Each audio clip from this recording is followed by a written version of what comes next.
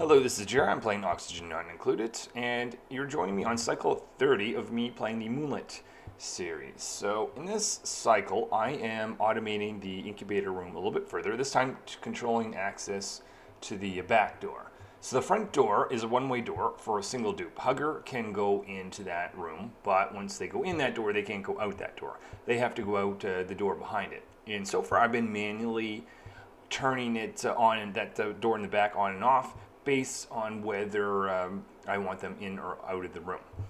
So I want that process to be automated. I need to get an OR gate in order to completely be able to do this a bit. So I'm going to start the research for that. Also built a weight plate. So that is resting where eggs are going to be dumped into this room. If you don't understand this room, you may want to go to a previous episode. But anyway, eggs are going to be dumped there, and the idea is if that detects any eggs, any weight on it, then it's going to say close the door. So I need a knot. So it's basically saying if it's going to be above 0, then put that through a knot. And basically what that is, a little bit of graphic glitches in my game, but we'll see if I can get through this one. So what that's going to basically say, if I put that through a knot, if when the condition that plate is empty, the door can be open, and the dupe that's in there, Hugger, can exit. But I also want an OR gate, which I don't have access to at the moment. When research is done, I'll be able to do that. I'm going to put that. The other part of that is going to be a cycle clock, or a cyber clock, maybe as it's called. And that is going to look for when Hugger is on break. So even if there are eggs to be processed, if Hugger's supposed to be on break or sleeping, that door should be open. So there's the OR gate that I'm getting in there. So basically, again, just to go over it again one last time, that door will be open if there's no eggs to be processed or if it's Hugger's time to go on a break. All right, that will do for this episode, and I'll apply the settings that Cyberclock perhaps in the next cycle. I just wanted to show you the graphical glitch that is happening. Looks like the sun has been beaming down. If I can only take advantage of that power. But anyway, ultimately this crashes my game, and I'll reload the cycle 31 and do it again. Okay, cycle 31B. Hopefully the game doesn't crash this time. So my dupes are just finishing up the automation process to control the rear door of the incubator room. That's going to have two components, the weight plate that you see there and the cyber clock that's being built. The front door doesn't have any automation. It's just basically Hugger is allowed in, no one else.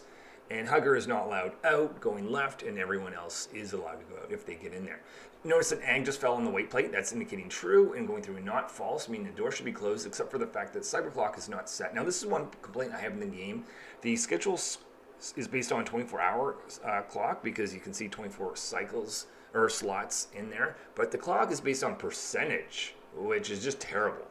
But anyway, I estimate roughly based on the visualization when I believe Hugger's expected to go on break, and I may need to adjust that in a few points going forward. But anyway, there it is. I'm just changing this so no one can go in except for Hugger.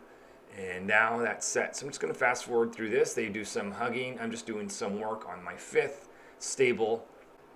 At the end of the cycle, I realized that I've got some bleach stone that I forgot about. That's producing a little bit of chlorine that I don't need in my base. So where I meant to put that was right here in a consumable ore bleach stone. I'm going to put that at high priority so my dupes will very quickly go pick it up, and that will stop bleeding out chlorine.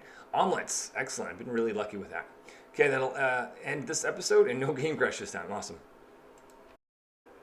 Okay, cycle 32, and I have the goal of removing polluted oxygen. So I need to research decontamination to get a deodorizer. And I'm going to build that next to the outhouses that are producing that, that's producing polluted dirt, which produces the polluted oxygen. While research is happening, I might as well construct a fire pole next to the fire ladder, or next to the ladder. And a fire ladder, what would that be? I guess they might climb a little bit faster if the ladder's on fire. Anyway, so that is going to make it such that the dupes will fall down the pole rather than slowly glide down the ladder, increasing the speed at which they go.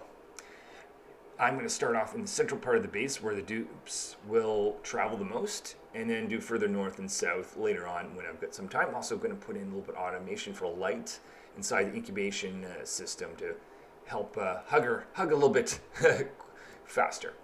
So now that research is complete on the deodorizer, by the way, this thing needs to be powered, and it needs to have filtration medium, such as sand. So that's pretty much it. I'm going to put it in 2 locations because the oxygen will be able to go up or the polluted oxygen will go up and down, and hopefully I'll have 2 spots where I'll be able to catch it. Other than that, I think this is going to end this cycle. The first part of cycle 33, I'm just finishing the deodorizing system, and then I'm going to decide what I want to optimize next. And after a little bit of searching in the research tree, I decide on a smart battery system. While I'm waiting for research to be finished, I'm just moving over some polluted water so that I can get my fire pole to go through this area. To finish off this cycle, I'm just building some duplicate motion sensors and ceiling lights around the grooming stations with some automated wire. So whoever's going to be doing the grooming can do it in some light. Starting off cycle 33, doing some research on insulation because I'm a little bit concerned about the cold that's below. But in this cycle, I'm going to take advantage of the research of the smart battery that I did last cycle and replace some of my jumbo batteries. So these actually store half the amount of power than the jumbo batteries, but they leak less. So they leak 400 kilojoules versus the 2000 of the jumbo batteries, and they provide 500 units of heat, whereas the jumbo does 1250. So slowly replace a few of those, and might as well put extension down on the fire pole to go further down, because eventually I'm going to have some insulators do some work down there. Cycle 34, it's time to start the insulation. So I've checked the temperature down here. It's about -2 degrees. If it was any colder than that, I might consider building some vacuums to do a full insulation from the rest of the base. But I think regular insulation is going to do. I'm going to be careful about destroying the tiles going across this way here, because I don't want to get dupe trapped on the other side. I had that happen in another asteroid. Anyway, I am just deciding the shape of this, because I think I'm actually going to go down, build a wall, but I don't see this happening or completing this cycle, so I'll start this and perhaps complete it in the next cycle. For cycle 36, I'm going to complete this insulation project, so I've got a little bit of flooring to do and a wall next to the ladder. So that's just going to provide a little bit of insulation from the cold area. This area has carbon dioxide, and my dupes are holding their breath while in there. If they needed to be in there any longer, I might get some gas masks out, but I think we're pretty much done, so I'm not concerned. I'm going to do some research on a gas reservoir and use that in the next cycle. Cycle 37, I'm going to start off digging out an area for a 6 stable for my pips. I'm going to have to do some destruction in order to make that happen. And I've noticed a problem. Hugger put a egg in the incubator. Of course, it was out of power, so that may have been the factor. But just to make this a little bit safer, I'm going to put a filter after the knot gate of the plate. And the idea there is when the last egg is released, instead of opening the door right away, it'll wait a few seconds before opening the door, ensuring that Hugger goes and gives that thing a hug before they leave the room. Okay, so just putting in this logic. So right after the knot gate, there's going to be a filter, and this is what's going to force that to wait for a green signal to be an output for just a couple of seconds. So I need to convert some pips to meat, which will be converted to barbecue meat because we're getting low on calories, and that's going to help with the carnivore achievements, even though I need to step it up a little bit going forward, hence why I'm constructing another stable to produce more eggs from pips. And how about I replace that third battery at the bottom, converting a jumbo battery to a smart battery. For cycle 38, I'm going to start off doing some research on a gas shutoff, and that's going to help with some automation that I'm going to do with the hydrogen generator. So I need my dupes to dig out this area to be able to construct it, but I'm going to build a gas reservoir, and that's going to be filled with hydrogen. And I've got a smart battery in the area as well that I'm going to plug in. And the idea here is I'm going to have an OR gate. And I'm basically going to say if we are in need of power, or there's just too much hydrogen in storage. Only in those situations turn on the hydrogen generator. So it's not running when we're full on power. So just slight optimization. Also, I'm going to, not in this cycle, but the next cycle, I'll put in a gas. I'm going to optimize the gas filter. Cycle 39 starts off low in calories, no pips, or very few pips to choose from for food source, so I'm going to have to make mush. I'm going to lower the pitcher pump down so that it has access to full amount of water, and I'm going to continue to optimize the hydrogen system while this crap gets made. So what do I want to do here? I want to build a gas shutoff, and I'm going to have a gas pipe element sensor that's going to detect hydrogen, and if it detects hydrogen, it'll open that gas shutoff, letting hydrogen in the gas reservoir. Otherwise, it'll leak it out in the oxygen or whatever other gas it is underneath it. And that'll have a storage of hydrogen, but also have some automation that's basically going to say this. Let's turn this pump off for the meantime.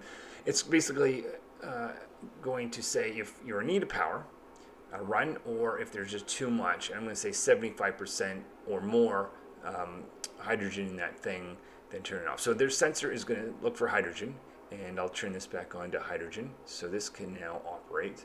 So we can see hydrogen is going in there, it's detecting yes, it's hydrogen, it can go in that, and therefore ultimately go in. So putting a setting of 77 on the gas reservoir, and the battery is going to have 99. So it's going to turn on as soon as there's just a little bit of power that is needed. Now this is not fully complete, but dupes will do that next cycle. So 3 highlights for this episode. 1, I've got automation around the exit door of the incubator. So that is really nice. I don't have to manually let the hugger out when they're done. The other thing is I've got automation around the hydrogen generator. So that's going to optimize the power that is in the potential of hydrogen, and a little bit of insulation around the bottom of the base. Concerned about food.